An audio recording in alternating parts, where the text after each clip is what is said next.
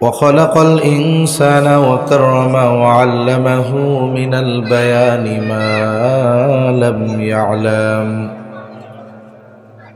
فسبحان الذي لا يحصى امتنانه باللسان ولا بالقلم ونشهد أن لا إله إلا الله وحده لا شريك له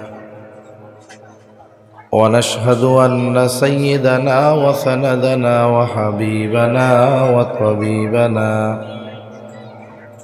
وأولانا ومولانا محمد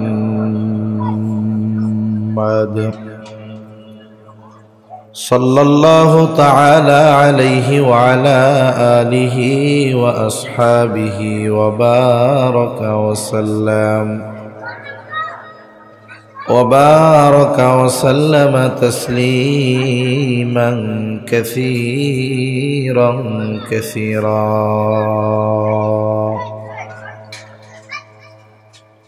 أما بعد فأعوذ بالله من الشيطان الرجيم بسم الله الرحمن الرحيم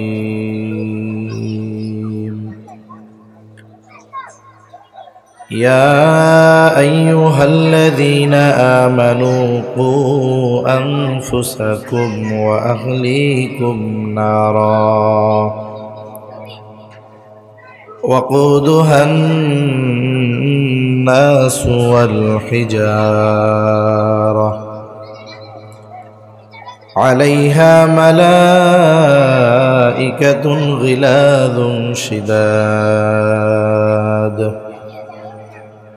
لا يعصون الله ما أمرهم ويفعلون ما يؤمرون وقال رسول الله صلى الله عليه وسلم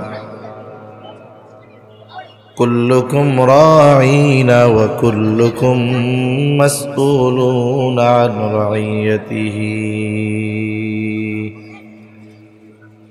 أو كما قال النبي صلى الله عليه وسلم صدق الله العلي العظيم وصدق رسوله النبي الكريم ونحن على ذلك من الشاهدين والشاكرين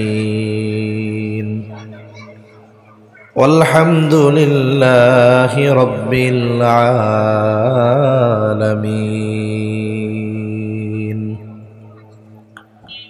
سبحانك لا علم لنا إلا ما علمتنا إنك أنت العليم الحكيم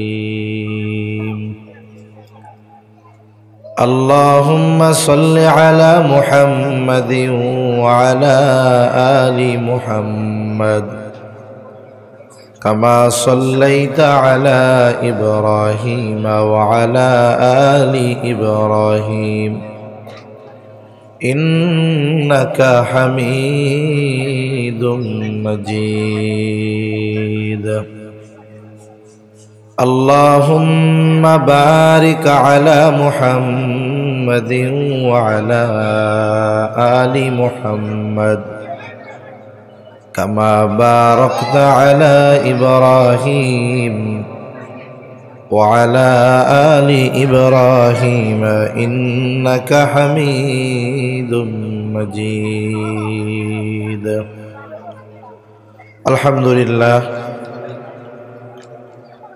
কামরাঙ্গীচর হাসাননগর ভান্ডারী মোড় মাদ্রাসাতুল আরিফ দারুল উলুম ঢাকা ও এলাকাবাসীর উদ্যোগে হাফেজ ছাত্রদের পাগড়ি প্রদান উপলক্ষে পঞ্চম বার্ষিক ওয়াজ মাহফিল। আজকের এই ওয়াজ মাহফিলের সম্মানিত শ্রদ্ধেয় সভাপতি প্রধান অতিথি, বিশেষ অতিথিবৃন্দ সহ সম্মানিত শ্রদ্ধেয় উলামায়ে কেরাম, সামনে উপস্থিত মুরব্বিয়ানে কেরাম, সমবয়সী যুবক বন্ধু, স্নেহের ছোট ভাই, মাইকের আওয়াজ যত দূরে যায় নিজ নিজ স্থানে অবস্থানরতা সম্মানিতা শ্রদ্ধা মা ও বোন, আল্লাহ রাব্বুল আলামিনের দরবারে অগণিত শুকর যে মহান মালিক হায়াতে বরকত দিয়ে সুস্থ রেখে তার মহান হুকুম মাগরিবের নামাজের পর একেবারে অতি অল্প কিছু মানুষকে মনোনীত করে বাছাই করে যাচাই করে যে মহান মানিব হাদিসের ভাষায় এ জান্নাতের বাগানে আসার বসার তৌফিক দিয়েছেন, সে মহান মানিবকে খুশি করার জন্য মহব্বতের সাথে জবান খুলে অন্তর থেকে আমরা একবার কালিমাতুশ শুকর পাঠ করি, আলহামদুলিল্লাহ। অগণিত দুরূদ ও সালাম সৈয়দুল আম্বিয়া, আশরাফুল আম্বিয়া, খাতামুল আম্বিয়া, ইমামুল মুরসালিন, রহমাতুল লিল আলামিন মুহাম্মাদুর রাসূলুল্লাহ সাল্লাল্লাহু আলাইহি ওয়াসাল্লামের উপর। সম্মানিত উপস্থিতি, আমি আপনাদের খেদমতে পবিত্র কোরআনুল কারীমের একটা আয়াত ও রসুল আকরাম সাল্লাল্লাহু আলাইহি ওয়াসাল্লামের অগণিত হাদিস থেকে একটা হাদিসের অংশ পাঠ করেছি। আল্লাহ তাআলার কাছে তৌফিক চাই, অল্প সময়ের মধ্যে আল্লাহ তাআলা আমাকে কিছু কথা বলার তৌফিক দেন, যে কথাগুলো আমাদের সবার দুনিয়া এবং আখিরাতের জন্য কল্যাণকর হয়। সকলে বলি আমিন। সম্মানিত উপস্থিতি, এ দুনিয়াতে আমাদের কাছে, আমাদের নিকটে আল্লাহ তাআলার কিছু হক পাওনা আছে। স্রষ্টার যেমন কিছু হক আমাদের কাছে পাওনা আছে, অনুরূপভাবে অন্যান্য মানুষেরও কিছু হক আমাদের কাছে পাওনা আছে। মানুষের উপরে মানুষের যেই হক, এর মধ্যে অন্যতম গুরুত্বপূর্ণ হক হলো সন্তানের উপরে পিতামাতার হক। সন্তানের উপরে পিতামাতার হক। অনেক সময় অনেক মানুষ অনেক প্রোগ্রামে বৃদ্ধ মানুষ, বয়স্ক মানুষ খুব আফসোসের সাথে এসে বলে যে হুজুর, একটু পিতামাতার হকের ব্যাপারে আলোচনা করেন। কেন? বলে আমার সন্তান আছে, আমার সন্তানগুলো আমার খরচ বহন করে না, আমার খাবার দেয় না, চিকিৎসার জন্য ব্যবস্থা গ্রহণ করে না, অথচ আমি জীবনের সব কিছু ব্যয় করে এই ছেলেগুলোকে অনেক শিক্ষিত করেছি, উচ্চ শিক্ষায় শিক্ষিত করেছি, কিন্তু জীবনের এই পড়ন্ত বেলায় আমার সন্তানেরা আমার সাথে সদাচরণ করে না, আমার হক আদায় করে না। এইরকম অনেক অনুযোগ চাওয়া মানুষের থাকে। বাস্তবতা হলো, অধিকাংশ ক্ষেত্রে যদি এই বিষয়টা খেয়াল করা হয়, ওই সমস্ত সন্তানেরাই তাদের বৃদ্ধ পিতামাতার হক আদায় করে না, যেই অভিভাবকরা, যেই পিতা, যেই মাতা তার সন্তানদের হক আদায় করে নাই। অধিকাংশ ক্ষেত্রে এমনটা হয়। এখন সন্তানদের হক কি? হযরত ওমর রাদিয়াল্লাহু তাআলা আনহুর কাছে এক ব্যক্তি অভিযোগ নিয়ে আসছে তার ছেলের, যে ছেলে তার সাথে সদাচরণ করে না, তার হক আদায় করে না। হযরত ওমর রাদিয়াল্লাহু তাআলা আনহু ছেলেটাকে ধরছেন, কি ব্যাপার, তুমি তোমার বাবার হক আদায় করো না কেন?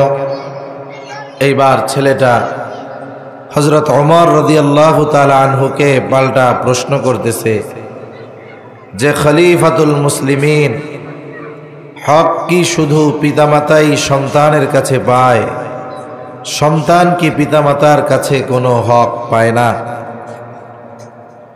আমরা অনেকে মনে করি যে হক শুধু পিতামাতা সন্তানের কাছে পাবে, সন্তান মনে হয় পিতামাতার কাছে কোনো হক পাবে না। কিন্তু বাস্তবতা হলো, সন্তানের কাছে পিতা হক প্রাপ্য হওয়ার বহু আগে সন্তান তার পিতার কাছে হক প্রাপ্য হয়ে যায়। একজন অভিভাবক তার সন্তানের কাছে হক দাবি করতে পারবে কখন? বলে তার সন্তান বালেগ হবে যখন। আর একজন সন্তান তার পিতার কাছে হক পায় কখন? বলে পিতা বিবাহ করার আগেই একটা হক ওই পিতা যে বিয়াই করে নাই এখনো, তার উপরে অনাগত সন্তানের একটা হক থেকে যায়। কি হক? বলে প্রত্যেকটা সন্তানের, হযরত ওমর রাদিয়াল্লাহু তাআলা আনহু এই কথা বলতেছেন, যখন জিজ্ঞাসা করছে যে হক কি শুধু পিতামাতাই সন্তানের কাছে পায়, সন্তান কি পিতামাতার কাছে কোনো হক পায় না? তখন ওমর রাদিয়াল্লাহু তাআলা আনহু মৌলিক কয়েকটা হকের কথা বলছেন। এর মধ্যে একটি হলো যে প্রত্যেকটা সন্তানের তার পিতার কাছে অন্যতম হক হলো একজন দিনদার মা। বলেন তো, দিনদার মা এটা তো নিশ্চয়ই সন্তান হওয়ার আগেই তো সন্তানের মা হয়। তার মানে যেই ব্যক্তি দিনহীন কোনো মেয়েকে বিবাহ করেছে, সে অলরেডি তার অনাগত সন্তানের হক নষ্ট করে বসে আছে। এজন্য রাসূল আকরাম সাল্লাল্লাহু আলাইহি ওয়াসাল্লাম বিবাহের ক্ষেত্রে দিনদারিত্বকে প্রাধান্য দিতে বলেছেন। সাধারণত 4টি জিনিস দেখে বিবাহ করা হয়, মেয়েদের 4টি জিনিস খেয়াল করা হয় বেশি। 1 নাম্বার বলে তার সৌন্দর্য দেখা হয়, দেখতে কত সুন্দর। 2 নাম্বার তার বংশ দেখা হয়। 3 নাম্বার তার মাল সম্পদ দেখা হয়। 4 নম্বরে নবীজি বলেন দিনদারিত্ব দেখা হয়। দিনের ব্যাপারে নবীজি বলেন ফাযফার বিযাতিদ দ্বীন, তোমরা দিনকে প্রাধান্য দাও।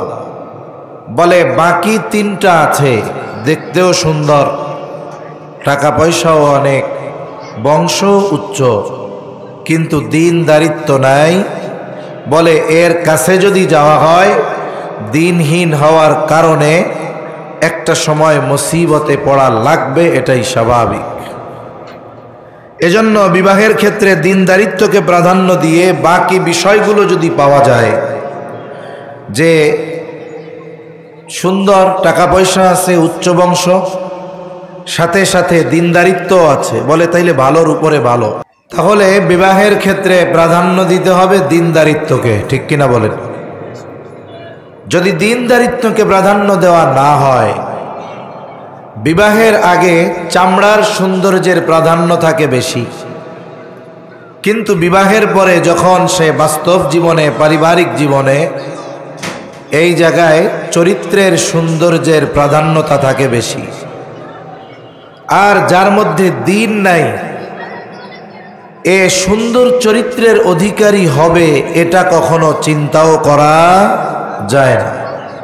তাহলে যার মধ্যে দিন নাই, সে যে সুন্দর চরিত্রের অধিকারী হবে এটা কখনো মেনে নেওয়া যায় না।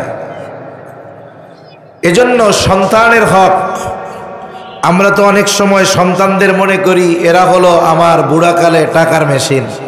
অনেকে এটাই মনে করে যে কোনো মতে লেখাপড়া শিখিয়ে অথবা কোনো মতো কাজকর্ম শিখিয়ে একটা চাকরি দিয়ে দিব, অথবা আমার ব্যবসায় লাগায় দিব, আমার কাজে লাগায় দিব, এরপর থেকে আমি বসে থাকবো, শুয়ে থাকবো বুড়াকালে, আর ও আমারে ইনকাম করে খাওয়াবে।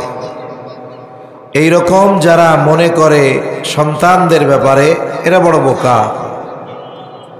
সন্তানকে তো আপনার আমার দুনিয়া আখেরাতের সম্পদে পরিণত করা দরকার। আজকে সময়ের সাথে সাথে শুধু রাজধানী ঢাকাতে নয়, অন্যান্য জেলা শহরে নয়, বরং প্রত্যন্ত অঞ্চলে, গ্রামেও এখন বৃদ্ধাশ্রম দেখা যাইতেছে। আর বৃদ্ধাশ্রমের মধ্যে যারা আছে, এদের অধিকাংশ মানুষ দেখা যাবে যে এরা একেবারে রাস্তায় পড়ে থাকার মতো দরিদ্র, এরকম মানুষ নয়। অধিকাংশ মানুষের অতীত খুঁজলে দেখা যায় এরা একটা সময় অনেক সম্পদের মালিক ছিল, টাকা পয়সার মালিক ছিল। এমন না যে তাদের সন্তান নাই, কিচ্ছু নাই, বলে সব আছে। ইউরোপ আমেরিকাতে সেটেল, ঢাকা শহরে 10 তলা বাড়িও আছে, কিন্তু আফসোস সন্তানগুলোর প্রকৃত হক আদায় না করার কারণে ওই সন্তানের 10 তলা বাড়ির গাছতলায়ও তার জায়গা হয় না। কিন্তু আপনি এমনটা দেখাতে পারবেন না যেই পিতা তার সন্তানকে দ্বীন শিখিয়েছে, আলেম বানিয়েছে বলতেছি না, দ্বীন শিখিয়েছে, শরীয়ত তার যেই হকগুলো সন্তানের তার উপরে সাব্যস্ত করে দিয়েছে এই হকগুলো আদায় করেছে, বলে এই রকম সন্তান যদি ঠেলাগাড়িও ঠেলে, এই রকম সন্তান যদি সদরঘাটে কুলিগিরিও করে, ওই যে বাপ হক আদায় করেছে, দ্বীনের কিছুটা বুঝ তার মধ্যে আছে, বলে ঠেলাগাড়ি ঠেলে হলেও কষ্ট করে হলেও সে তার পিতা মাতাকে সর্বোচ্চ শ্রদ্ধা করে, সম্মান করে, হক আদায় করার চেষ্টা করে। ঠিক কিনা বলেন? এজন্য দুনিয়ার অনেক মা বাবা, বিশেষ করে বাবা, সন্তানদের জন্য সব সম্পদ ব্যয় করার পরেও দেখা যায় যে জীবনের পড়ন্ত বেলায় এই সন্তানের বোঝা তাদের হতে হয়, তাদেরকে সন্তান পাঠায়া দেয় বৃদ্ধাশ্রমে। এরকমটা কেউ কামনা করে না।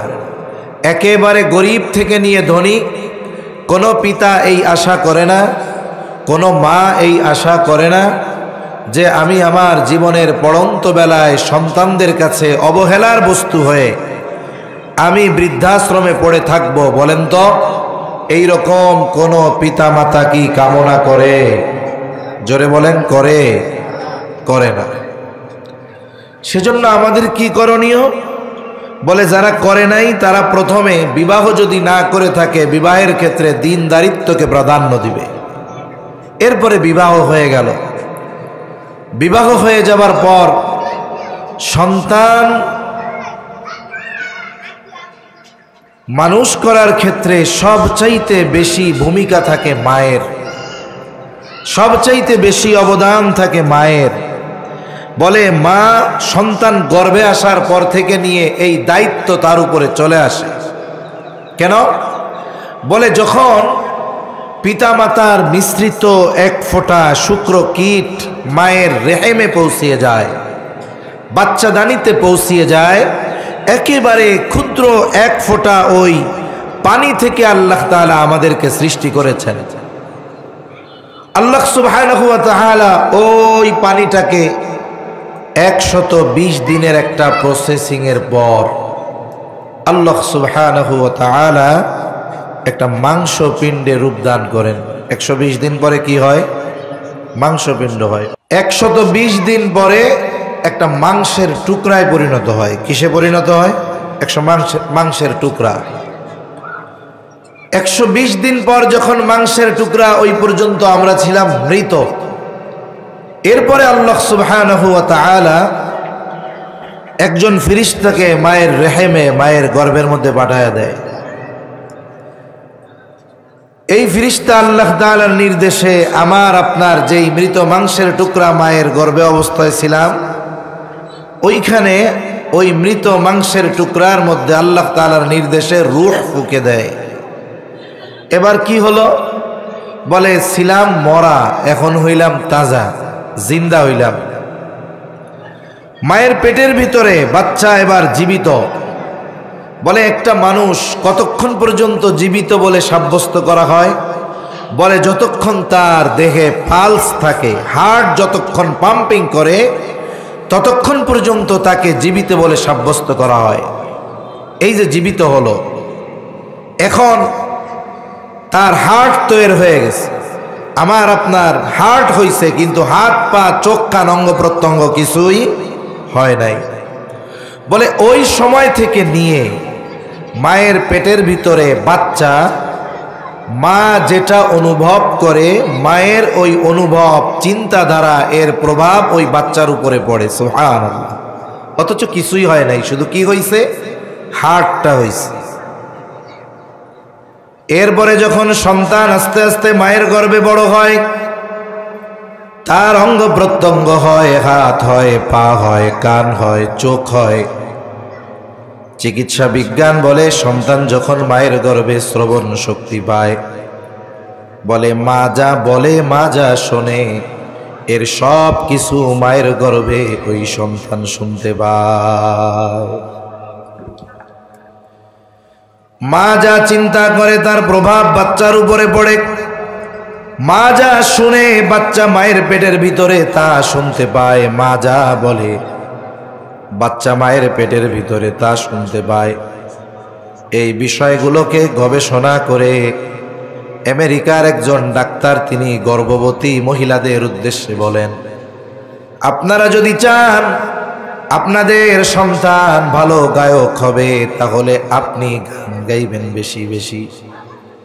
আপনাদের সন্তান যদি আপনি চান অভিনেতা হবে তাহলে যার অভিনয় পছন্দ তার অভিনয় আপনারা বেশি বেশি দেখবেন। চিন্তা করে দেখেন, উনি বলতেছে গান শুনলে সন্তান গায়ক হবে, কণ্ঠ ভালো হবে।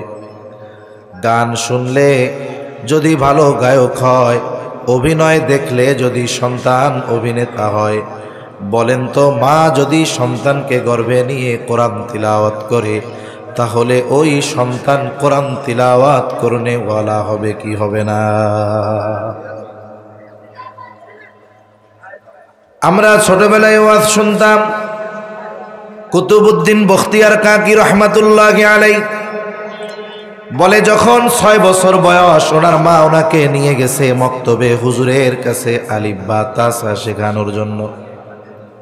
কুতুবউদ্দিন বখতিয়ার কাকি রহমাতুল্লাহি আলাইহি ওস্তাদ পড়ানো শুরু করেছে, আউযু বিল্লাহি মিনাশ শাইতানির রাজীম, বিসমিল্লাহির রহমানির রহিম।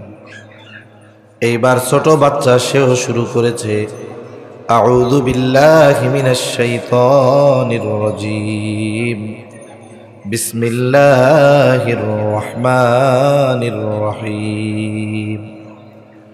ওস্তাদ তো থেমে গেছে কিন্তু ছাত্র থামে না। ছাত্র তিলাওয়াত শুরু করে দিয়েছে, সূরা ফাতিহা পড়ে ফেলেছে, সূরা বাকারা, আলে ইমরান, সূরা নিসা, সূরা মায়েদা, এইভাবে পড়তে পড়তে 18 পারা যখন তার শেষ, এইবার ছেলেটাও তার পড়া শেষ করেছে, থেমে গিয়েছে। ওস্তাদ তার মাকে বলে, কি ব্যাপার, আপনি বাচ্চাকে আনছেন আলিফ বা তাসা শেখানোর জন্য, কিন্তু আপনার সন্তান তো একসাথে 18 পারা পড়ে ফেলেছে, 18 পারার হাফেজ। আপনি কি বাসায় আপনার সন্তানকে পড়াইছেন নাকি? আপনি কি হাফেজা নাকি? এইবার বখতিয়ার কাকির মা বলে, আমি তো পূর্ণাঙ্গ কোরআন হিফজ করতে পারি নাই, 18 পারা হিফজ করার সৌভাগ্য হয়েছে, এরপরে আমার বিবাহ হয়ে গেছে। তাহলে আপনি কি সন্তানকে এগুলা পড়াইছেন? বলে না। শুনাইছেন? বলে হ্যাঁ শুনাইছি। আমার সন্তান যখন আমার গর্ভে এসেছে আমি তাকে পেটে নিয়ে কত শত হাজার বার এই 18 পারা তিলাওয়াত করেছি, এর কোনো হিসাব নাই।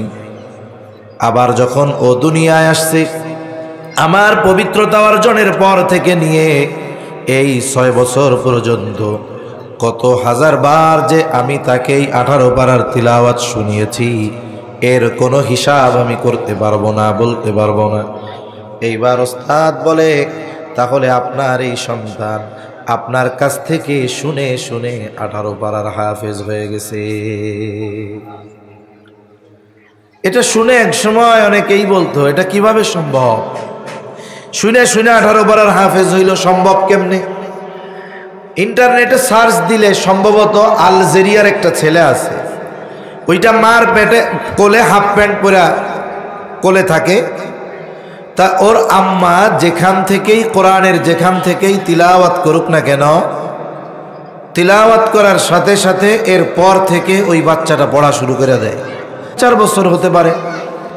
এই জামানায় যদি আল্লাহ তাআলা মায়ের বদৌলতে একটা সন্তানকে এইরকম মেধা দিতে পারে, তাহলে কুতুবউদ্দিন বখতিয়ার কাকি ওই জামানার মানুষ, যেই জামানায় এখনকার মতো এত পাপাচার অনাচার ছিল না, যেই জামানার মায়েরা দিনদার ছিল, পাপের থেকে বেঁচে থাকতো, বলেন তো ওই জামানার মা সন্তানকে তিলাওয়াত শুনিয়েছে, শুনে শুনে সন্তান 18 পারার হাফেজ হয়েছে, বলেন তো এটা অসম্ভব নাকি?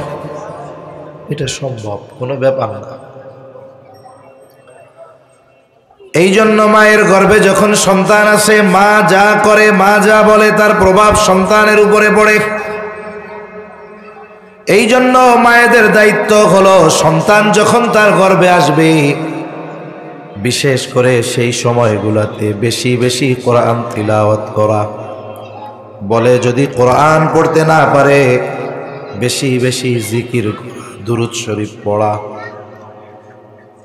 নফল ইবাদত যদি না করতে পারে, বেশি বেশি ইস্তেগফার পড়া।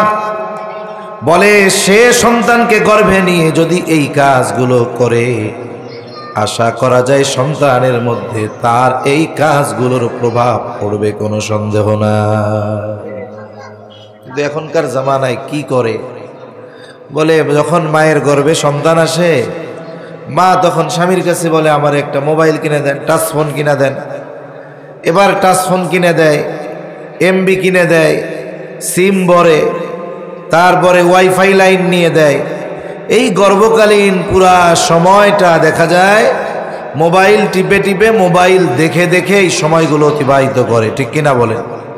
এজন্য কি হয়েছে, বলে 2-3 দিনের বাচ্চাও যদি কান্নাকাটি করে, ওই বাচ্চার সামনে মোবাইল ধরলে কান্না থেমে যায়। দেখছে পেটে নিয়ে মোবাইল, এখন কি আমি ইমাম সাহেব সূরা ফাতিহা পড়া ফু দিলে কান্না থামবো? প্রভাব তো কোরআনের পড়ে নাই, পড়ছে মোবাইলে। এই জন্য সন্তান কানলেই সন্তানের হাতে মোবাইল একটা ধরায় দেয়। মনে রাখবেন, এ কেমন যেন নিজের হাতে নিজের সন্তানকে হত্যা করার স্বামী। এরপরে সন্তান যখন দুনিয়ায় ভূমিষ্ঠ হবে, কি করণীয়? বলে ডান কানে আজান দাও, বাম কানে ইকামত দাও। ডান কানে আজান, বাম কানে ইকামত। বলে আমাদের দেশে অনেক মানুষ বোঝে না, জানে না, সন্তান এক জায়গায় হয়, আজান আর এক জায়গায় দেওয়ায়। এটা ঠিক নয়। বলে পুরুষ যদি না থাকে, তাহলে মহিলারাই, সন্তান ছেলে হোক আর মেয়ে হোক, তার ডান কানে আজান, বাম কানে ইকামত দিয়ে দিবে। এটা জরুরি একটা বিষয়। কেন দিবে? বুজুর্গানে দিন বলেন, এই দুনিয়ার জগতে আসার পর তার কানে দুনিয়ার কোনো আওয়াজ যাওয়ার আগে তার কানের মধ্যে আল্লাহ তাআলার একত্ববাদের আওয়াজ পৌঁছায়া দিতে হবে। আবার বুজুর্গানে দিন বলেন যে একটা মানুষ, আমরা যখন মারা যাই, আমাদেরও তো একটা নামাজ হয়, জানাজার নামাজ। এমনি যত নামাজ পড়ি, ঈদের নামাজ ব্যতীত আর অন্যান্য সব নামাজের মধ্যে আজান আছে, ইকামতও আছে। বলে জানাজার নামাজে তো আজানও নাই, ইকামতও নাই। বলে নাই কেন? বুজুর্গানে দিন বলেন ওইটা তো জন্ম নেওয়ার পরপরই দেওয়া হয়ে গেছে। আজানও দেওয়া হয়েছে, ইকামতও দেওয়া হয়েছে, তাহলে এখন নামাজটা বাকি আছে। বুজুর্গানে দিন বলেন যে তাহলে এই দুনিয়াটা কিভাবে অতিবাহিত করবা, দুনিয়ার হায়াতটাকে কেমন মনে করবা? আপনাদের মসজিদে যখন ইমাম সাহেব নামাজের জন্য প্রস্তুতি নেন, ইকামত যখন দেওয়া হয়, ইকামত শেষ হওয়ার কয় মিনিট পরে তাকবীরে তাহরিমা বলে? কয় মিনিট পর?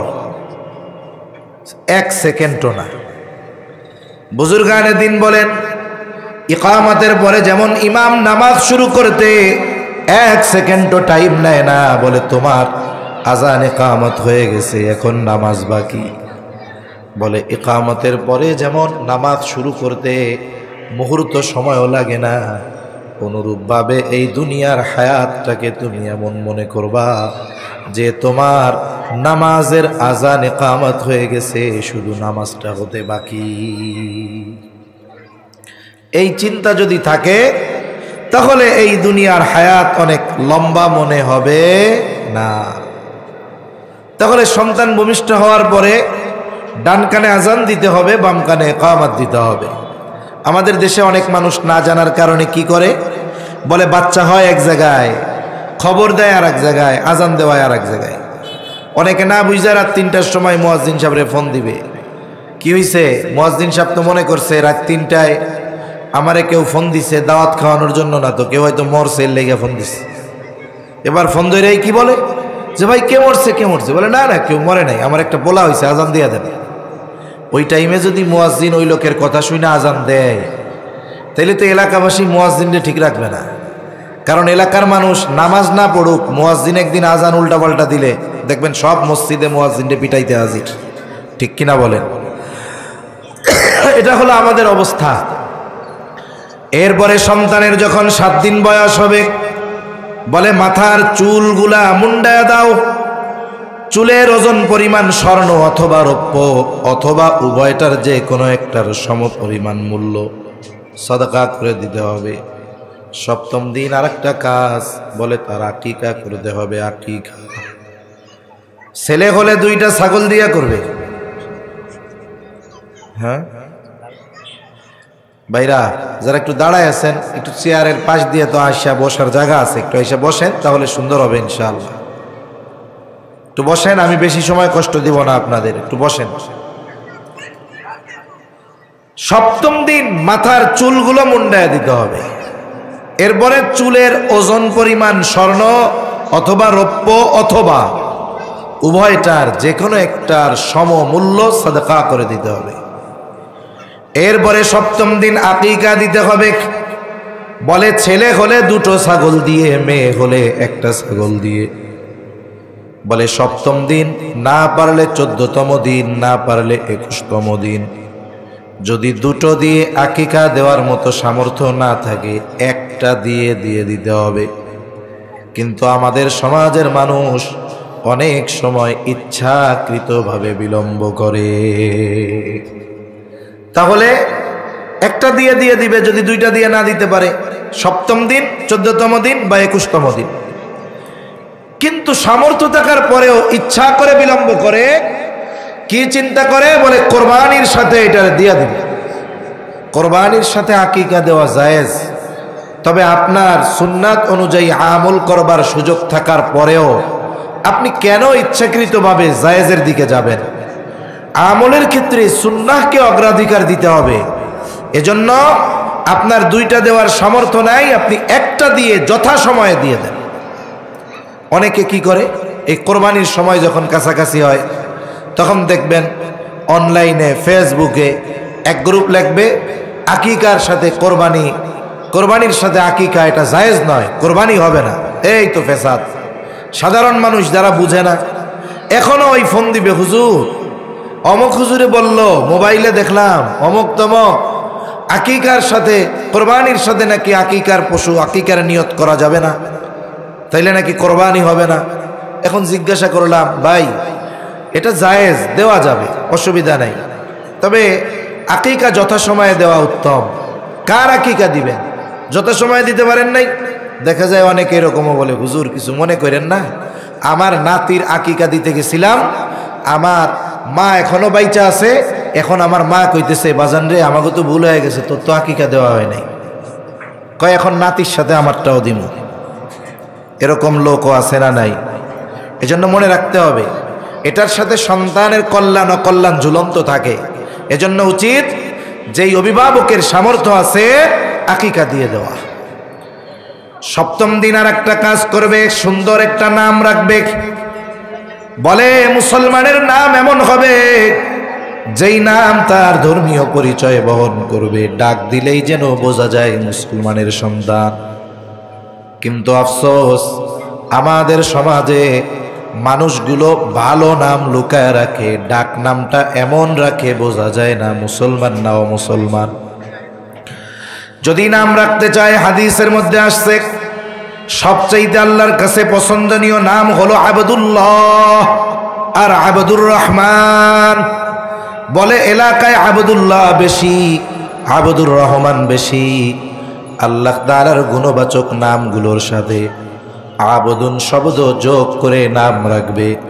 আবদুল মজিদ, আবদুস সামাদ, আবদুল খালেক, আবদুল মালেক, আবদুর রাজ্জাক। সুন্দর নাম না এগুলা? এই সুন্দর সুন্দর নামগুলা রাখবে। তা নাম রাখে কি? বলে আতিকুর রহমান টুলু, রফিকুল ইসলাম রনি, শাহিদুর রহমান জনি। এই যে নামগুলা রাখছে, রনি জনি টনি, এগুলো ডাক নাম। কারো থাকলে আমি মাফ চাই। এই নাম এ তো মুসলমানেরও আছে অমুসলমানের আছে, তার মানে এই নামের কোনো স্বকীয়তা নাই। মুসলমান তার নাম বলার সাথে সাথে বোঝা যাবে, তার ধর্মীয় পরিচয় পাওয়া যাবে মুসলমান। এজন্য নামটা, ডাক নামটা সুন্দর নাম হওয়া দরকার। বলে শুনেন, বুজুর্গানে দিন বলেন, হতে পারে এই সুন্দর নামের কারণে আল্লাহ কিয়ামতে তারে মাফ করে দিতে পারে। আল্লাহ পারেন কি পারেন? পারে। হয়তো কিয়ামতের দিন আল্লাহ ডাকবে, ইয়া ইব্রাহিম, হে ইব্রাহিম। দলে দলে সব ইব্রাহিম ছুটে আসবে আল্লাহর কাছে। আল্লাহ তাআলা হয়তো জিজ্ঞাসা করবে, বান্দা আমি তো তোমাকে ডাকি নাই, আমি ডেকেছি আমার খলিল ইব্রাহিমকে।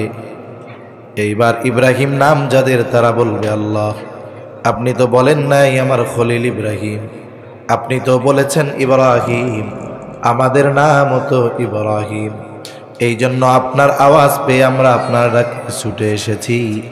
হয়তো আল্লাহ তাআলা বলবে, বান্দা আমার খলিলের নামের সাথে তোমাদের নাম মিল থাকার কারণে আমি আল্লাহ তোমাদেরকে মাফ করে দিলাম। আল্লাহ মাফ করতে পারেন কি পারেন না? আরে কিয়ামতে আল্লাহ তো মাফ করার জন্য বাহানা তালাশ করবে, বাহানা খুঁজবে কেমনে বান্দারে মাফ করা যায়। এজন্য একটা ভালো নাম, এটাও নাজাতের কারণ হতে পারে আল্লাহ তাআলা চাইলে। আল্লাহর দ্বারা কি এটা অসম্ভব? অসম্ভব না। এজন্য আমরা সন্তানদের নাম রাখবো, ডাক নামটা ভালো নাম রাখবো। কিন্তু আমাদের অভ্যাস কি? বলে একজনের নাম রাখছে আব্দুল খালেক, কত সুন্দর নাম, খালেকের গোলাম। এখন কিছুদিন পর আবদুন আগে বাদ দেয়, এখন শুধু খালেক ডাকে, তাই না? এরকম আছে না? কিছুদিন পর কি ডাকে? শুধু খালেক ডাকে। এর কিছুদিন পরে এইটারেও তেরা বেকা বানায় ফেলে, কি কয়? ও খালেককে, ও মালিককে, ও সমাজ দে। এ কোন ধরনের কথা? জাহেলিয়াতের সময় মানুষেরা মানুষের নামকে ব্যঙ্গ করে ডাকত। রাসূল সাল্লাল্লাহু আলাইহি ওয়াসাল্লাম এগুলা মানা করছেন। এজন্য যার নাম যেমন, আমরা তার নামকে সুন্দরভাবে ডাকবো। আর আমিও আমার সন্তানের নাম সুন্দরভাবে রাখবো, যাতে করে মানুষ সুন্দরভাবে ডাকতে পারে, ঠিক কিনা বলে? এরপরে সন্তান যখন বড় হবে, বলে জবান ফুটতেছে, আমি চেষ্টা করব সন্তানের জবান দিয়ে প্রথম শব্দটা যেন আল্লাহ শব্দ বের হয়। বলে কেন? বলে সন্তান যখন বুলি ফোটে, ওই সন্তান যদি আব্বু আব্বু ডাকে, আম্মু আম্মু ডাকে, আব্বু আম্মু খুশি হয়ে যায়। আর ওই আব্বু আম্মু যদি সন্তানকে আল্লাহ আল্লাহ শেখায়, আর বাচ্চা যদি আল্লাহ আল্লাহ ডাকে, আশা করা যায় আর সে আজিমের মালিক খুশি হয়ে যাবে। এজন্য চেষ্টা করব সন্তানের জবান দিয়ে যেন সর্বপ্রথম শব্দটা আল্লাহ উচ্চারিত হয়। এজন্য কি করতে হবে? আপনিও সন্তানের সামনে বেশি আল্লাহ আল্লাহ বলবেন, কারণ আল্লাহ শব্দটা উচ্চারণ করা অতি অতি সহজ। অতি কি সহজ। আপনি উচ্চারণ করলে দেখবেন এক সময় ও আপনার এই কথা শুনে শুনে ও ডাকবে আল্লাহ আল্লাহ। আপনারে আব্বা আব্বা ডাকলে, মারে মা মা ডাকলে খুশি লাগে, আল্লাহরে আল্লাহ আল্লাহ ডাকলে আল্লাহর খুশি লাগবে না? লাগবে। এজন্য চেষ্টা করবো এটা। এরপরে সন্তান যখন একটু বড় হবে, ঘরের মধ্যে মা তাকে যা শেখানোর শেখাবে, কারণ বাচ্চার প্রাথমিক স্কুল হলো মায়ের কোল। অনেক প্রভাব আছে মায়ের থেকে বাচ্চারা পেয়ে থাকে। বলে সন্তানকে যখন মা দুধ পান করাবে তখন উচিত সন্তানের সাথে মায়ের সাথে তখন একটা সম্পর্ক হয়। খেয়াল করলে দেখা যায়, বলে সন্তান যখন দুধ পান করে তখন সে মায়ের চেহারার দিকে তাকায় থাকে। চিকিৎসা বিজ্ঞান বলে মায়ের সাথে সন্তানের আই কন্টাক্ট দরকার, আই কন্টাক্ট। এইবার যখন সন্তান দুধ পান করে, সে শতভাগ মনোযোগ তার মায়ের দিকে দেয়, আর ওই সময় মা সন্তানকে যা বলে সন্তান 100% খেয়াল দিয়ে কথাগুলো শুনতে থাকে। সন্তানকে যখন দুধ পান করানো হবে, মা কি করবে? সন্তানের চেহারার দিকে তাকায় থাকবে, আর সন্তানের সাথে ওই সময় সে কথা বলবে। হ্যাঁ, এই থাক, একটু ভলিউম দেন একটু, আর কিছু লাগবে না। সন্তানের চেহারার দিকে তাকাবে, সন্তানের সাথে কথা বলবে। বলে এতে সন্তানকে ওই সময় মা যা বলে সন্তান 100% খেয়াল দিয়ে কথাগুলো শুনে। অতীতের অনেক বড় বড় মনীষী যারা, বুজুর্গ যারা, এদের মায়েদের জীবনী অনেক আগে আমি একজনের ব্যাপারে পড়েছি। তাকে প্রশ্ন করা হচ্ছে, আপনি আপনার সন্তানের জন্য কি এমন করেছেন যার কারণে আপনার মনে হয় আপনার সন্তানকে আল্লাহ এত মেধা দিয়েছে, এত বড় আলেম বানাইছে?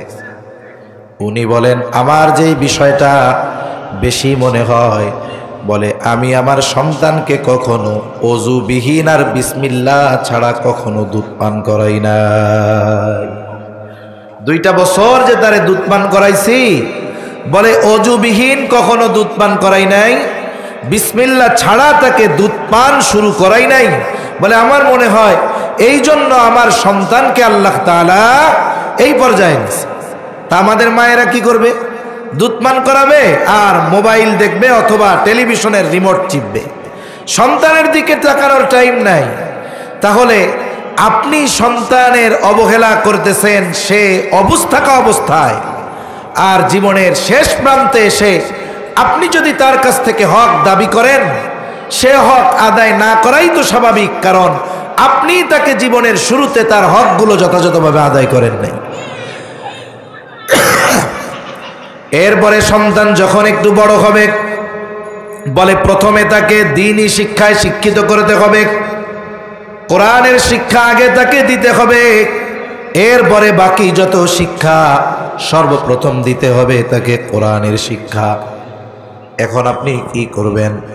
একটা সময় আমরা ছোটবেলায় দেখেছি, গ্রামের মধ্যেও ছিল, প্রত্যেকটা মসজিদ প্রাণবন্ত মক্তব ছিল। মসজিদগুলোর মধ্যে সব জায়গায় মক্তব। বলে ছোট বাচ্চা নামাজ ফরজ হয় নাই, ওকে নামাজের জন্য ডাকা হইতো না ঠিক, কিন্তু মক্তবে যাইতে তাকে বাধ্য করা হতো। কেন? বলে এই ছোটবেলা থেকে যখন সে মক্তবে যাওয়ায় অভ্যস্ত হয়ে যাবে, নামাজ যখন ফরজ হবে তাকে আর তাকিদ দেওয়া লাগবে না, মায়ের দেওয়া লাগবে না। এই মক্তবে যাওয়ার প্রভাবেই একটা সময় সে নামাজি হয়ে যাবে। এজন্য আগে দিন শেখানোর জন্য মাদ্রাসায় পাঠায় দিত মক্তবে।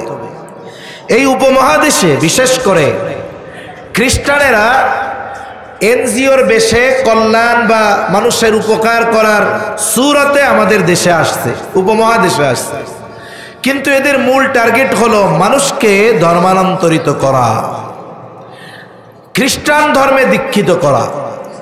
তারা দেখলো যে তারা যেই পরিমাণ ইনভেস্ট করতেছে এই পরিমাণ ফিডব্যাক নাই, ফলাফল নাই। কেন নাই? তারা গবেষণা করার পরে যেই সমাধানগুলো তাদের সামনে আসলো, কারণগুলো সামনে আসলো, এর একটা কারণ হলো মুসলমানেরা ধর্মান্তরিত না হওয়ার অন্যতম কারণ, বলে মুসলমানদের প্রত্যেকটা ঘরে দিন শুরু হয় কোরআনের তিলাওয়াত দিয়ে। ঠিক কিনা বলে? ঘরের যারা প্রাপ্তবয়স্ক বয়স্কা এরা কোরআন পড়ে, আর ওই 5-6 বছরের বাচ্চা এদের কোরআন পড়তে মক্তবে পাঠায় দেয়। তাহলে কি করতে হবে? বলে কোরআনের আওয়াজ বন্ধ করতে হবে। এটা তো আর হঠাৎ করে বন্ধ করা যাবে না, এরা দীর্ঘমেয়াদী পরিকল্পনা গ্রহণ করলো। মনে রাখবেন, ইসলাম বিদ্বেষীরা আমাদের মতো এই চিন্তা করে না যে আমি আজকে গাছ লাগাইছি কালকেই ফল খাবো, বরং ওরা একটা মিশন চালু করার পরে চিন্তা করে যে এর সুফল আমরা হয়তো ভোগ করব না, আমাদের পরবর্তী প্রজন্ম হয়তো ভোগ করবে না, কিন্তু তারপরের প্রজন্ম হয়তো এই সুফল ভোগ করবে। দীর্ঘমেয়াদী প্ল্যান তারা করে। এখন তারা গবেষণা করলো যে কোরআন থেকে এদেরকে দূরে সরাতে হবে। এখন যদি মানুষরে বলে বাড়ি বাড়ি গিয়ে মুসলমানের ঘরে যে তোমাদেরকে 1000 টাকা করে ভাতা দেওয়া হবে, এক কাজ করো তোমরা সকালবেলায় কোরআন শরীফ পড়া বন্ধ করে দাও, এই কথা যদি যায়া বলে, টাকা তো নিবেই না, উল্টা প্রস্তাব দিলে মায়ের খাইতে হবে। ঠিক কিনা বলে? এবার তারা পলিসি গ্রহণ করছে। কি করা যায়? এই যে দেখেন, ছোটবেলায় আমরাও মক্তবে পড়ছি, যারা ক্লাস 1-এ পড়তো এরা স্কুলে যাইতো 10টায়, 10টা থেকে 12টা, আর যারা 3, 4, 5 প্রাইমারি স্কুলে এরা যাইতো 12টায়, বলে 12টা থেকে 4টা। কিন্তু ওরা তাকায় দেখলো সকালে যদি কোরআন তিলাওয়াত বন্ধ করতে হয়, এই শিক্ষা ব্যবস্থার মধ্যে কিছু ঢুকায়া দিতে হবে। কি ঢুকানো যায়? বলে এই যে কেজি স্কুল, কিন্ডারগার্টেন দেখেন এখন মোড়ে মোড়ে ঘরে ঘরে, এইটার সূচনা হয়েছে এনজিওদের মাধ্যমে। আর প্রাথমিক দিকে শুধুমাত্র খ্রিস্টান মিশনারির পূর্ণ তত্ত্বাবধানে এই কেজি স্কুলগুলো পরিচালিত হতো। প্রাইমারি স্কুলের ক্লাস শুরু হয় সকাল 10টায়, আর কেজি স্কুল বলে এইখানের ক্লাস শুরু হইতো সকাল 6টায়। সকাল 6টায় ক্লাস শুরু। এখন কেজি স্কুলে কি পড়ায়? কয় আপনার ছেলে 6 বছরে গিয়ে ক খ পড়ে, আর আমাদের এইখানে দেন ও 6 বছরে টপ টপ করে ইংরেজি বলতে থাকবে। এটাই তো দরকার। এবার মা বাবা সন্তানদেরকে আগামী বিশ্বের জন্য প্রস্তুত করার নিয়তে মক্তব থেকে এনে সকালে পাঠানো শুরু করলো কেজি স্কুলের মধ্যে। দলে দলে কেজি স্কুল। প্রথম শুধু খ্রিস্টান মিশনারির তত্ত্বাবধানে ছিল। আমাদের এলাকায় আমরা দেখছি যে কয়টা এনজিও ছিল, ব্যারাক ছিল, এদের তত্ত্বাবধানে এগুলো পরিচালিত হইতো। বছর 2-1 না ঘুরতে এখন ঘরে ঘরে এইগুলো শুরু হয়ে গেছে। তাহলে কি হইল? ওলামায়ে কেরাম চিন্তা করতেছেন, হায় রে, মক্তবগুলো তো শূন্য। মুসলমানের সন্তান দিনের শুরুতে কোরআন পড়তো, ঘরে ঘরে কোরআনের তিলাওয়াত হতো। বলে মা বাচ্চারে নিয়ে 6টায় যায় কেজি স্কুলে, বাচ্চার মক্তব্য শেষ, বাচ্চার মারও কোরআন তিলাওয়াত শেষ। পলিসিটা দেখছেন কত সুন্দর। ওলামায়ে কেরাম জাতির কল্যাণ চায়, ওনারা চিন্তা করলেন এই কেজি স্কুলের রোগ যে আকারে মুসলমানদের মধ্যে ঢুকছে, এটা পুরোপুরি নির্মূল করা কঠিন, তবে নিয়ন্ত্রণে আনতে হবে। নিয়ন্ত্রণে আনা কিভাবে আনা যায়? বলে বিকল্প পদ্ধতি বাইর করতে হবে। বাইর করছে কি? কয় নুরানি পদ্ধতি। সুবহানাল্লাহ বলে। নাম যেমন নুরানি, কাম তেমন নুরানি। এইবার হলো নতুন এক সিলেবাস, নুরানি মাদ্রাসা। বলে আপনার ছেলে কেজি স্কুলে গিয়ে ইংরেজি শিখবে, বাংলা শিখবে, কিন্তু মুসলমান হওয়ার জন্য যা লাগে তা শিখবে না। কিন্তু সন্তানটাকে যখন আপনি নুরানি মাদ্রাসার মধ্যে দিবেন, সন্তান ইংরেজি শিখবে, বাংলা শিখবে, সাথে সাথে তার জন্য যা শেখা ফরজ আর আপনার তাকে যা শেখানো ফরজ, ওই নুরানি মাদ্রাসায় গিয়ে সে সেগুলো শিখবে। এই যে মাদ্রাসাগুলোর মধ্যে, ছোট ছোট নুরানি মাদ্রাসার মধ্যে যা পড়ানো হয়, এই পড়ানোর মূল দায়িত্ব ছিল অভিভাবকের। এই সন্তানকে দিন শেখানোর দায়িত্ব কার? অভিভাবকের। কিন্তু এই মাদ্রাসাগুলো এই গুরু দায়িত্ব গ্রহণ করেছে। আপনার উপরে যেটা ফরজ ছিল, আপনার সন্তানের যেটা হক ছিল, আপনার সময় নাই, আপনি ব্যস্ত মানুষ, কর্মজীবী মানুষ, আপনি আপনার সন্তানটাকে নুরানি মাদ্রাসায় দিয়ে দিলেন। কি হলো? বলে সে বাংলা ইংরেজির সাথে সাথে সে মুসলমান হওয়ার জন্য যা দরকার সেগুলো শিখে যায়। ঠিক কিনা বলে? শোনেন, আলেম হওয়া জরুরি না, কিন্তু মুসলমান হওয়া জরুরি। আল্লাহ তাআলা এই জন্য বলেছেন, ওয়ালা তামুতুন্না ইল্লা ওয়া আনতুম মুসলিমুন, যে তোমরা মুসলমান না হয়ে মৃত্যুবরণ করো না। আপনার ডাক্তার বানানোর শখ, ইঞ্জিনিয়ার বানানোর শখ, আপনি বানান, তবে বাচ্চাটাকে আগে মুসলমান বানান, এরপরে অন্য কিছু বানান। যদি বাচ্চার মধ্যে দিন ঢুকিয়ে দেওয়া যায়, তার ভিত্তিমূলক শিক্ষা যদি দ্বীনি শিক্ষা হয়, ভিত্তিমূলক শিক্ষা যদি কোরআনিক শিক্ষা হয়, আশা করা যায় এ সন্তান এরপরে যদি ডাক্তার, ইঞ্জিনিয়ার, যত উচ্চ শিক্ষিত হোক না কেন, হয়তো আলেম হবে না, অনেক বড় বুজুর্গ হয়তো হবে না, কিন্তু ভিত্তিমূলক শিক্ষা, দ্বীনি শিক্ষা হওয়ার কারণে ও কখনো ইসলাম বিদ্বেষী নাস্তিকে পরিণত হবে না। ঠিক কিনা বলে? এজন্য যেই বিল্ডিং এর ভিত্তি যত মজবুত, ওই বিল্ডিং এর স্থায়িত্ব তত বেশি। যেই বিল্ডিং এর ভিত্তি যত মজবুত, বলে ভূমিকম্পের সময় ওই বিল্ডিং তত ভূমিকম্প সহনীয় হয়। আর যেই বিল্ডিং এর উপরে সুন্দর, নিচে কিছু নাই, বলে হালকা পাতলা একটু নড়াচড়া দিলেই ওইটা কায়েত হয়ে পড়ে যাবে। ঠিক কিনা বলে? এজন্য মনে রাখবেন, জ্ঞানের মূল ভিত্তি হলো এই কোরআনের শিক্ষা। আপনি যদি আপনার সন্তানকে এই কোরআনের শিক্ষায় শিক্ষিত না করেন, আল্লাহর কসম আপনি সন্তানের হক নষ্ট করতেছেন। এজন্য অনুরোধ থাকবে আপনাদের কাছে, আপনারা ডাক্তার ইঞ্জিনিয়ার যা বানান বানান, আগে এর দিন শেখান। ক্লাস 3 পর্যন্ত পড়ান। অনেক নুরানি মাদ্রাসায় 3 পর্যন্ত আছে, অনেক জায়গায় 5 পর্যন্ত পড়ায়। ফলাফল কি? এর ফলাফল অনেক। বলে গত বছর এক জায়গায় ফেনীতে, ওই জায়গায় আলোচনা হলো যে প্রাইমারি স্কুলগুলায় অত্যাধুনিক বিল্ডিং, আবার অনেক জায়গায় দুপুরবেলা টিফিন দেওয়া হয়, শিক্ষকদের উচ্চ অঙ্কের বেতন দেওয়া হয়। এরপরেও অবস্থা কি? বলে প্রাইমারি স্কুলগুলো খালি হয়ে যাচ্ছে। 7:15 নামাজ, হ্যাঁ এখানেও 7:30। আচ্ছা ঠিক আছে, 7:30 পর্যন্ত করি না, 7:30 মানুষের সময় আছে তো, আজানটা একটু শেষ হোক। এখানে 7:30 নামাজ, যথাসময় নামাজ হবে। আমরা কমপক্ষে 15 মিনিট আগে শেষ করে দেবো ইনশাআল্লাহ। আজানটা শেষ হোক। সব ছাত্রগুলো কেন এই নুরানি মাদ্রাসায় যাচ্ছে? এই নুরানি মাদ্রাসার ব্যাপারে তদারকি করা দরকার। আচ্ছা বলেন তো, সব ফ্যাসিলিটি দেওয়ার পরেও প্রাইমারি স্কুলে ছাত্রছাত্রী নাই কেন? এজন্য মাদ্রাসা দায়বদ্ধ, দায়ী, নাকি প্রাইমারি স্কুল যারা চালায় তারা দায়ী? কারা দায়ী? প্রাইমারি স্কুল যারা চালায় তারা দায়ী। কেন বিল্ডিং থাকার পরেও ভাঙ্গা ঘরের মধ্যে এসে তারা নুরানি পড়তে আসে? খোঁজ নেন। কারণ এদেশের মানুষ তারা চায় যে সে হয়তো নিজে আলেম হয় নাই, সে হয়তো টাকা পয়সার মালিক না, কিন্তু সন্তানটা যেন দিনদার হয়, ভালো মানুষ হয়, এটা এদেশের একজন চোর অভিভাবকও চায়। ঠিক কিনা বলেন? কিন্তু আপনারা আপনাদের প্রাইমারি শিক্ষা ব্যবস্থায় আমাদের সন্তানদেরকে প্রকৃত মানুষ হওয়ার জন্য যেই সিলেবাস দরকার, যেই পাঠ্যপুস্তক দরকার, সেই পাঠ্যপুস্তক দিতে ব্যর্থ হয়েছেন বিদায় প্রাইমারি স্কুল ছেড়ে সন্তানদেরকে অভিভাবকেরা মাদ্রাসায় নিয়ে ভর্তি করতেছে। ঠিক কিনা কন? এখন আপনাদের বিল্ডিং ভরে যাবে। এক কাজ করেন, আপনাদের সব সিলেবাস বাদ দিয়ে নুরানির সিলেবাস ওইখানে দিয়ে দেন, আমাদের ট্রেনিং প্রাপ্ত শিক্ষকগুলোকে দিয়ে দেন। দেখবেন আপনার প্রাইমারি স্কুলে যদি ভবন 2টা থাকে, আরো 2টা বাড়ানো লাগবে, একটা থাকলে 2টা বাড়ানো লাগবে। এজন্য অবস্থা এরকম যে তারা আমাদের শিক্ষা ব্যবস্থার উপরে দোষারোপ করতে চায়।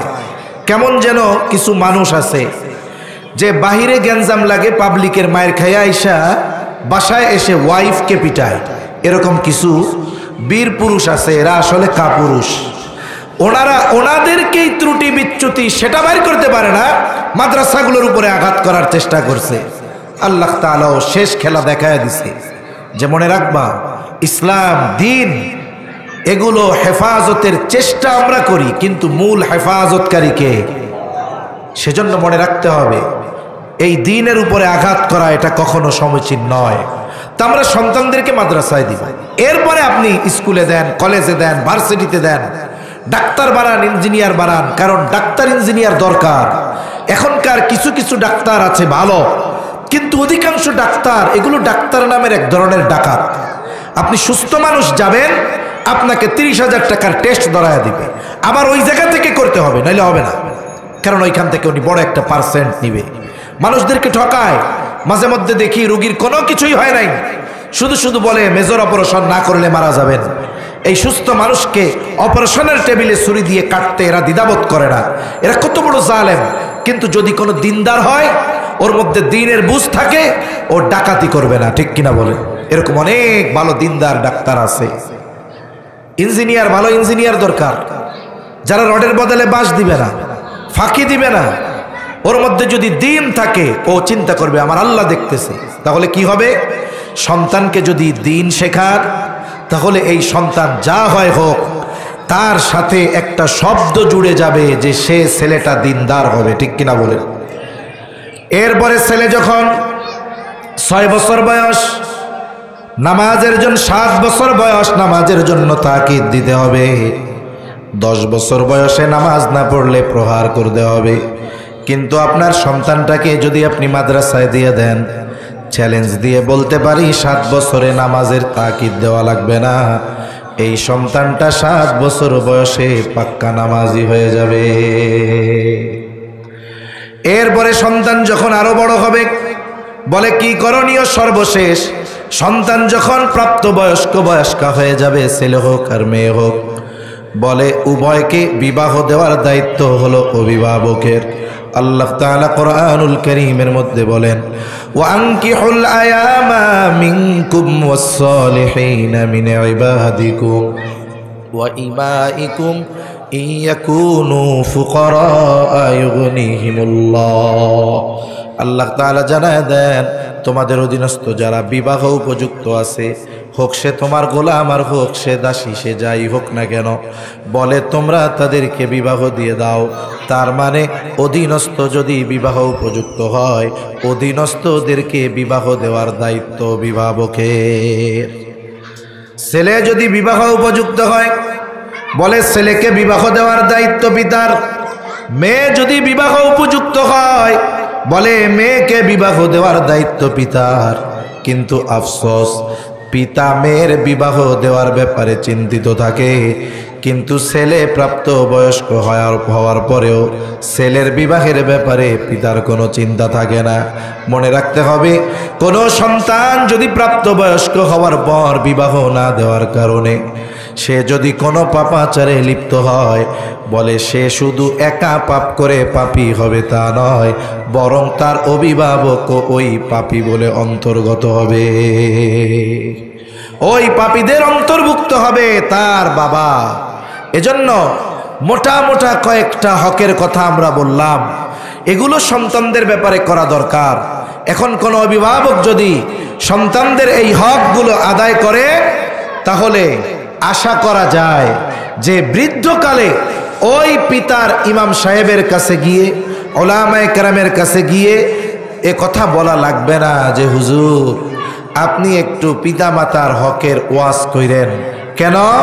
বলে ওই লোক তার শিশুকালে সন্তানদের হক আদায় করার কারণে বার্ধক্যকালে ওই সন্তানেরা তাদের হক আদায় করবে, এটাই স্বাভাবিক। ঠিক কিনা বলেন? আপনি একটা গাছ লাগিয়েছেন, গাছ লাগানোর পরে আপনি যদি শুধু ওটাকে রেখেই দেন, কোনো পরিচর্যা না করেন, চারদিক দিয়ে আগাছা হইছে সাফ না করেন, যথাসময়ে সার ওষুধ না দেন, পানি যদি না দেন, ওই গাছের ফল যত সুস্বাদু হোক না কেন, যত্ন যদি না নেওয়া হয়, ওই গাছ একটা সময় লতা পাতায় খেয়ে ফেলবে, অথবা অযত্নের কারণে ওইটা আশানুরূপ ফল প্রদান করবে না। কিন্তু আপনি যদি যত্ন নেন, তদারকি করেন, আশা করা যায় আল্লাহ যদি ঠিক রাখে, যথাসময়ে আশানুরূপ ফল ওটার থেকে পাওয়া যাবে। মনে রাখবেন, আমাদের সন্তানেরা আমাদের জন্য আল্লাহর পক্ষ থেকে এক নেয়ামত। আমাদের সন্তানদের যথাযথ যত্ন নেওয়া দরকার, ইসলামের আলোকে দ্বীনের মাধ্যমে পরিচর্যা করা দরকার। আপনি ছেলেটাকে কত সুন্দর আদর করে সকালবেলা খাইয়ে ইংলিশ মিডিয়াম স্কুলে পাঠিয়ে দেন, আপনি আপনার সন্তানকে আদর করে যত্ন করে খাইয়ে মাদ্রাসায় পাঠান, এটা তো করবেন না। যদি এটা করা হয়, বলে দ্বীনের মোড়কে যদি যত্ন নেওয়া হয়, বলে ওই সন্তান যখন বড় হবে ওর থেকে আপনি ফিডব্যাক পাবেন। ওই সন্তান যদি অনেক টাকা উপার্জন নাও করে, আমি বলেছি যদি কুলিও হয়, ঠেলাগাড়ি ঠেলনেওয়ালাও হয়, রিক্সাওয়ালাও যদি হয়, যদি অন্যের বাড়িতে কাজও করতে হয়, ও ওর বৃদ্ধ মা বাবাকে বোঝা মনে করবে না, বরং তার জন্য নেয়ামত মনে করবে। ঠিক কিনা বলেন? সেজন্য অনুরোধ, আমাদের আগামী প্রজন্ম সময়ের সাথে সাথে ধ্বংসের দ্বার প্রান্তে চলে যাচ্ছে। আমরা চাই যে আগামীর প্রজন্ম এরা দ্বীনের আলোকে বড় হোক, এদেশে ইসলাম প্রতিষ্ঠিত হোক, তারা ভালো মানুষে পরিণত হোক। কিন্তু আফসোস, আমরা সন্তানদের মুসলমান বানাতে চাই, ভালো মানুষ বানাতে চাই, কিন্তু যেই মেহনত করলে সন্তানেরা ভালো মানুষে পরিণত হবে সেই কাজ আমরা করি না। আমাদের অবস্থা জানি কেমন। একজন খুব যত্ন করে কলা গাছ লাগাচ্ছে, এখন বলতেছে তুমি কলা গাছ লাগাইতেছো কেন? কয় আমার দুইটা আশা। কি আশা? বলে এক নাম্বার কলা গাছ থেকে কলা খাবো, এরপরে এটা বড় হইলে এটারে কাইটা সিরা ফার্নিচার বানাবো। এখন বলেন তো, ও যদি ফার্নিচার লাগানোর আশায়, বানানোর আশায় কলা গাছ লাগায়, ওর আশা কি পূরণ হবে? আমাদের আশা এরকম, আমরা চাই সন্তান ভালো হবে, আচার আচরণ ভালো হবে, বুড়াকালে আমাদের সাথে ভালো আচরণ করবে, কিন্তু আমরা এই আচরণগুলো কি করলে আমরা পাবো সেই কাজ আমরা করি না। এটা আমাদের জন্য বড় দুঃখের। এজন্য অনুরোধ থাকবে, যেহেতু সন্তানকে দ্বীন শেখানো এটা সন্তানের অন্যতম একটি হক তার অভিভাবকের উপরে। আমরা সন্তানদের দ্বীনি শিক্ষায় শিক্ষিত করব, এরপরে জাগতিক শিক্ষায় যদি শিক্ষিত হয়। আরবিতে একটা প্রবাদ আছে, কুল্লু শাইইন ইয়ারজিউ ইলা আসলিহি, প্রত্যেকটা জিনিস তার মূলের দিকেই ফিরে আসে। ওই সন্তান যেখানেই যাক না কেন, ইউরোপ আমেরিকার ওই ধরনের খোলামেলা পরিবেশে গেলেও জীবনের একটা সময় সে দ্বীনের দিকেই ফিরে আসবে, ইসলামের দিকে ফিরে আসবে। সেজন্য আমরা যে হকগুলোর কথা জানলাম, কমপক্ষে আমাদের যাদের সন্তান এখনো ছোট আছে এদের ক্ষেত্রে এই বিষয়গুলো আমরা প্রয়োগ করব। আল্লাহ সুবহানাহু ওয়া তাআলা আমাদের সবাইকে কথাগুলো বুঝবার, আমল করবার তৌফিক দান করেন, আমিন। ওয়া আখিরু দাওয়ানা আনিল হামদুলিল্লাহি রাব্বিল আলামিন। আসসালামু আলাইকুম ওয়া রাহমাতুল্লাহি ওয়া বারাকাতুহু।